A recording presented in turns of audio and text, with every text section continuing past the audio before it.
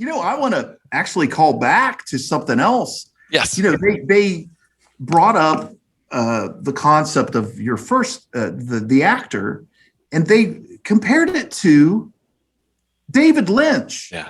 And David Lynch, to me, is like the anti-Hitchcock in that Hitchcock's characters are deeply repressed, and like they hide that repression behind a veneer of like innocence and perfection. Whereas Lynch, the repression is worn on the outside almost to a grotesque projection. And we have these, like, just in the way they described your first novel, I want to kind of ask you what your thoughts were when David Lynch came into the conversation. Were you even a fan, or did you think he was a little too artsy, or how did you react to that comparison? So I didn't, when I talked with Mark Medley, who was the books editor at the Globe, and I spent like an afternoon with him. He came out to the house, we chatted, and then he came out to a book signing.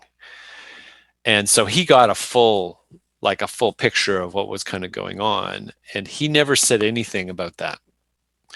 So when I read it, I was kind of blown away, because I've been a David Lynch fan since Twin Peaks came out in the 90s. And part of it is because there's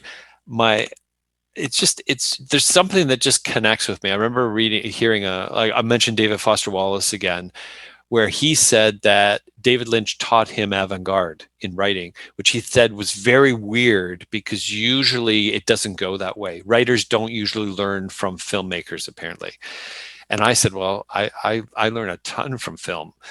But it's what was so, for me, that made me so happy from that perspective was they got the story.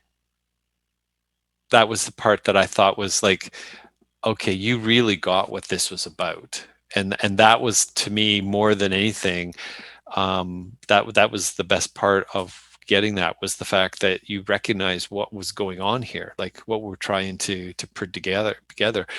And George, that will probably find its way into my writing forever, like, because that's just what I'm always intrigued. Like I was just saying about the kind of the paradox of fact that we don't want to talk to anybody, but we have to talk to people.